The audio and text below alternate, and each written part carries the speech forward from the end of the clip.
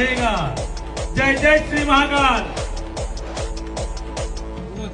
शुभ दिन शुभ घड़ी આજના દિવસે ગુરુજી શ્રી અટલનાથજી મહારાજ અને કિરણભાઈ ગુરુ ચાદર વિધિ કરી રહ્યા છે।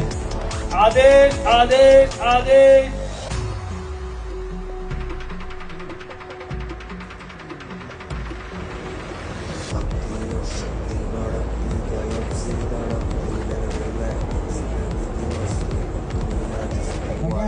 ગુરુ આજે અટલનાથ બાપુએ ખૂબ જ આશીર્વાદ આપ્યા અને આજે આ ધરતી અને આ ભૂમિ આજે પવિત્ર થઈ।